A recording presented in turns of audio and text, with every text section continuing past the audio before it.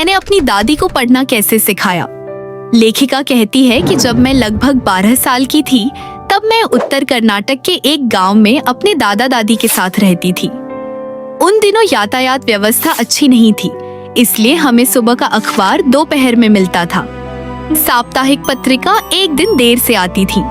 हम सभी उस बस का बेसब्री से इंतजार करते थे जो अखबार, पत्रिकाएं और डाक लेकर आती थी।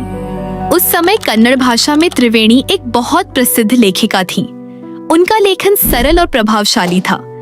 उनकी कहानियां आम लोगों के जीवन की जटिल मानसिक समस्याओं पर आधारित होती थीं और बहुत रोचक होती थीं। दुर्भाग्य से उनका निधन बहुत कम उम्र में हो गया, लेकिन आज भी लोग उनकी रचनाओं को पसंद करते हैं। उनका एक उपन्यास काशी यात्रा उस समय कन्नड़ साप्ताहिक पत्रिका कर्मवीर में धारावाहिक रूप में प्रकाशित हो रहा था। यह एक वृद्ध महिला की कहानी थी जिसकी काशी जाने की प्रबल इच्छा थी। हिंदू मान्यता के अनुसार काशी जाकर भगवान विश्वेश्वर की पूजा करना बहुत पुण्य का कार्य है। उस महिला की इसी इच्छा और संघर्ष का वर्णन कहानी में था। कहानी में एक अनाथ लड़की भी थी जिसे शादी करनी थी, लेकिन पैसे नहीं थे। अंत में वह वृद्ध महिला अपनी सारी जमा पूंजी उस लड़की को दे देती है और कहती है कि उस लड़की की खुशी काशी जाने से भी अधिक महत्वपूर्ण है। मेरी दादी कृष्णक्का कभी स्कूल नहीं गई थी, इसलिए वे पढ़ नहीं सकती थीं। हर बुधवार को जब पत्रिका आती तो मैं उन्हें कहानी का अगला भाग पढ़कर सुनाती।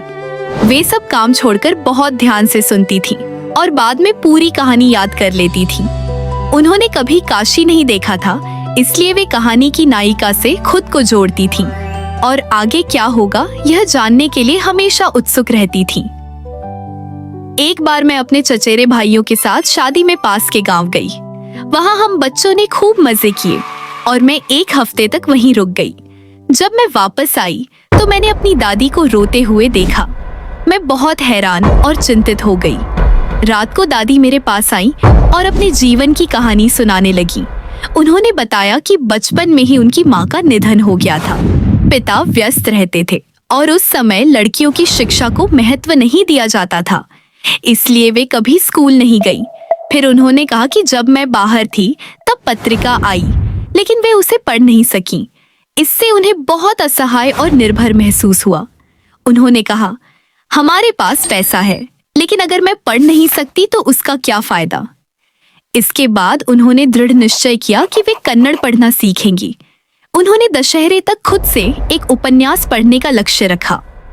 मैंने पहले उनका मजाक उड़ाया, लेकिन उन्होंने कहा, सीखने की कोई उम्र नहीं होती। अगर इरादा मजबूत हो तो हर बाधा पार की जा सकती है। अगले दिन से मैंने उन्हें पढ़ाना शुरू किया। वे बहुत मेहनती छात्रा थीं। पढ़ती, लिखती, दोहराती और अभ्यास करती। दशहरा आया। उस दिन उन्होंने मुझे एक उपहार दिया और फिर मेरे पैर छुए। मैं चौंक गई, क्योंकि आमतौर पर छोटे बड़े लोगों के पैर छूते हैं, लेकिन उन्होंने कहा, मैं अपनी पोती नहीं बल्कि अपनी शिक्षिका के पैर छू रही हूँ। फिर उन्होंने खुद काशी यात्रा उपन्यास पढ़कर दिखाया। तब मुझे पता चला कि उन्होंने सफलता प्राप्त कर ली है।